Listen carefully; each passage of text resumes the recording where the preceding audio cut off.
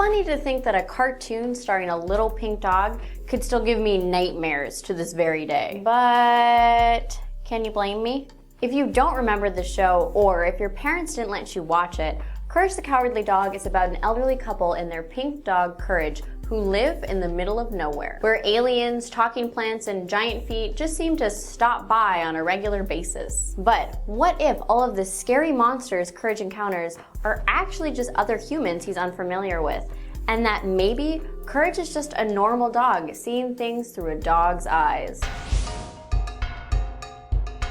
According to this conspiracy, Eustace, Muriel, and their pink dog Courage don't actually live in the middle of nowhere. They never encounter any strange and creepy creatures, and for the most part, they're never in any real danger where their only hope of survival is up to their little dog. This conspiracy makes a lot of sense and explains why Eustace and Muriel never seem to realize they're in any grave danger, because in reality, they're just watching their dumb dog run around. Courage was abandoned as a puppy by his original owners and then later adopted by Eustace and Muriel. Being an elderly couple, they probably couldn't walk him as often, and therefore Courage only became familiar with his home, which then felt like it was in the middle of nowhere. So then everyone who came near his home was strange, new, and a threat to his owners. For example, there is an episode where Muriel is taken by a giant talking vulture, but as it turns out, she was just watching over the vulture's babies. In reality, Muriel was probably just babysitting for a friend, and Courage's naive doggy brain filled in the gaps of what he didn't recognize and jumped to terrifying conclusions. In another episode, Muriel is kidnapped by a pair of shifty raccoons,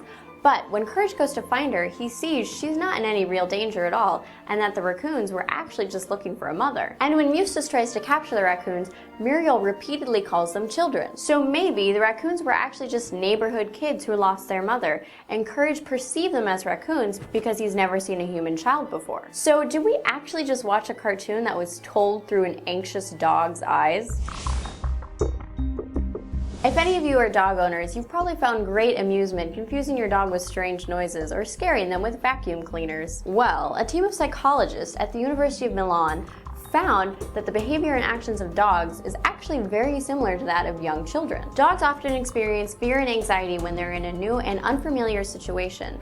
That amount of anxiety, though, depends on the dog's breed and the individual dog. Signs that a dog is experiencing anxiety include body language such as hair raising, trembling, cowering, whimpering, as well as clinging to their owner. Dogs who experience a traumatic event as puppies, such as abandonment, often experience more anxiety. A huge factor on how fearful a dog is also depends on their socialization, basically their interactions with people, animals, and different environments. Bet you didn't think you were going to learn a lot about dog psychology today. To my knowledge, creator of the show John R. Dilworth has never mentioned any part of this conspiracy to be true. Yet, the dog psychology does shed a lot of light on the reasoning for Courage's actions. Unfortunately, with no confirmation from the creator or the studio, I can't give this conspiracy a perfect score.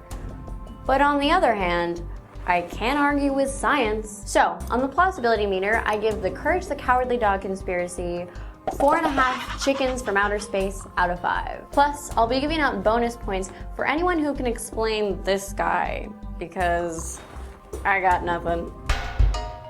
Thank you guys so much for watching this episode of Cartoon Conspiracy. I hope it didn't give you any nightmares, but if it does, I am personally responsible. If you guys agree or disagree with my debunking of this conspiracy, let me know in the comments below. And as always, if you have any suggestions for conspiracies you'd like me to cover, let me know in the comments. Make sure you stay tuned for next Friday's video. You can actually click over here and get a cool little preview. Funny how that works. And until then, I will see you guys next time.